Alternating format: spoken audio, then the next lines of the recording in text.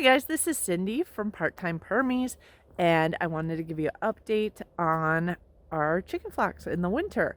I re-released a video last week was showing 6 ways to keep your chickens warm in the winter without using heat lamps.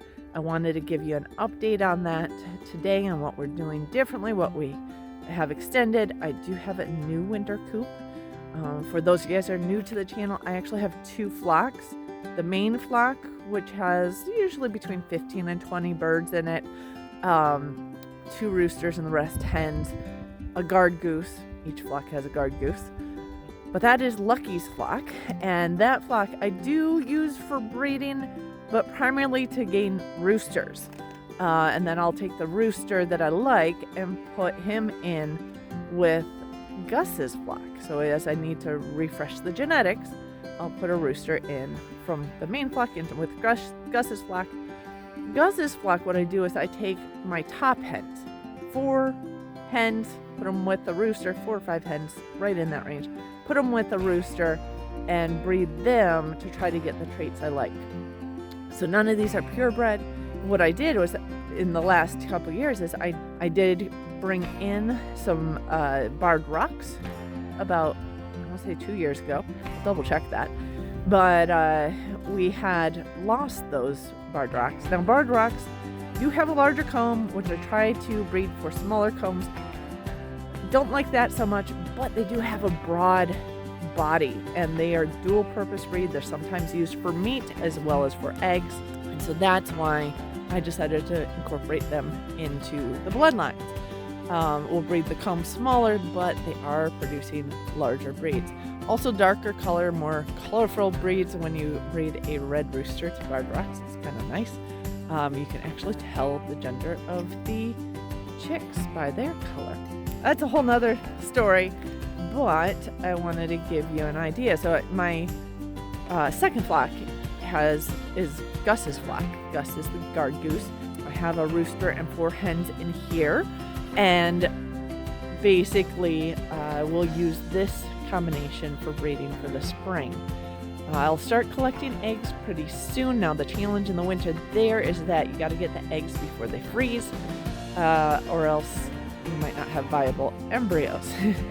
So that could be an issue, but I do like to hatch out my first batch of chicks in February so that they start laying in August, and we can actually have them supplementing when the rest of the girls are molting through the fall.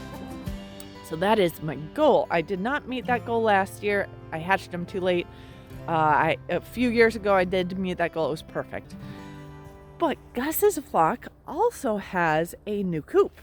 So I'm going to show you the new coop. Well, we have a run area that is fenced in. We took out the old coop, which was kind of like, I think it was an old rabbit hutch, really. Gus was barely fitting in the door. And we built a bigger coop. It's a longer coop. It's probably not quite as deep, or maybe a same depth. If I were to redo this one again, I might have put it a little bit deeper, but I made sure that the entire front and side roof lines had a gap at the top to allow for circulation. So you need ventilation to keep the moisture levels down within the coop. It's the moisture in combination with the cold that causes the frostbite.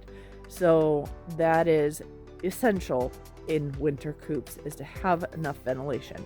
Now you also want to keep your chickens out of the wind, so you do want walls all around them. You don't really want windows open and cross breezes, but having it up high can let some of that moisture come out of the coop without causing too much draftiness within the coop. Another thing I did is I set it up for deep litter, so we can build up the base and have insulation from below.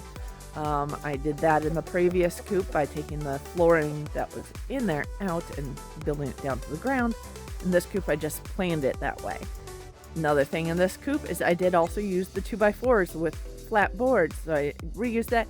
And I'm going to make an adjustment here because I put them in 2 different directions. The problem is the higher one is the width, the shorter way, and the lower one is the length.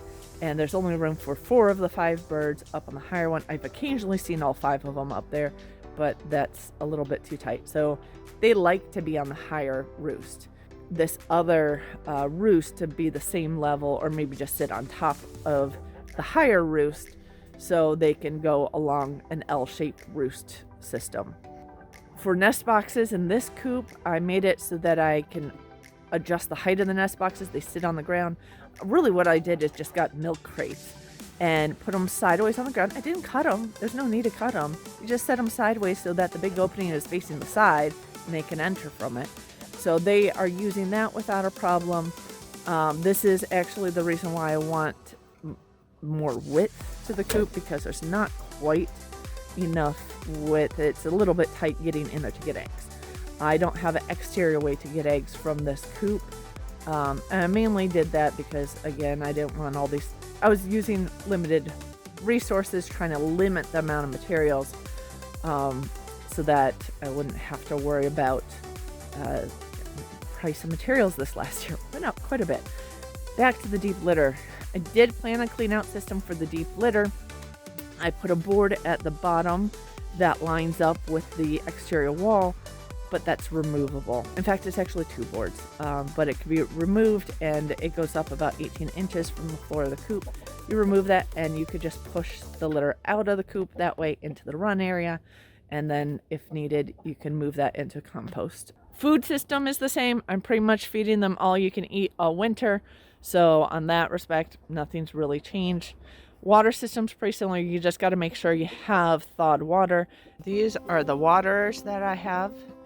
They sit on a heated base. It does keep the water from freezing down in the base, or on the coldest of nights in single digits, you might get a little bit on it.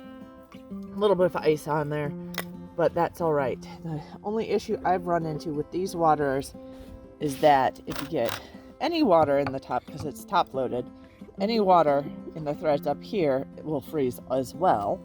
That does mean that I'm basically having to keep an extra one of these.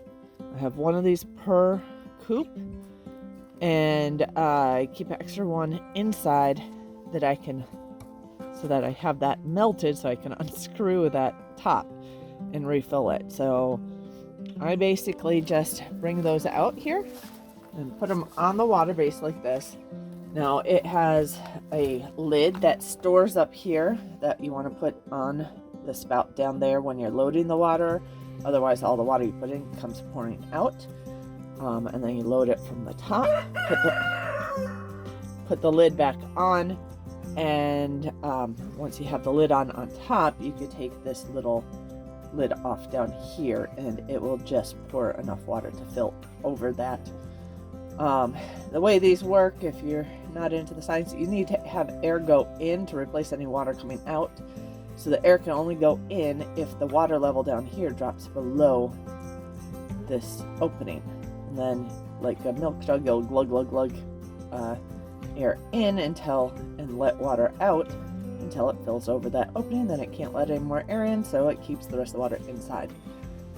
That only works if you have the top on. I switched it out from the dog bowls, one, because one of them stopped working, and two, because I found that the geese have no problem getting their beaks washed out in these big waterers. So that has not been an issue at all. They definitely do like playing in bigger, deeper pails or whatnot of water. So sometimes I will bring a bucket of water out and leave it out for the geese to play in. But that will freeze pretty easily when we're getting down to the teens and single digits or lower here. So that system has worked really well. Lucky's coop hasn't been changed really at all. It could use more ventilation, that would be nice, but it seems to be working just fine with our system that we have going right now. So I haven't really noticed any frostbite on the girls this year. Now, it hasn't really gone negative yet. And it actually, I should say on the boys, they have bigger combs. But yeah, we'll be on the lookout for frostbite. I didn't notice any frostbite last year either. So I think we're probably okay on that. The system seems to be working quite well. And in this part of Michigan, we can get down into like negative teens Fahrenheit without heat lamps, without radiant heaters are an option, but I really only use those when I have a broody hen in the winter.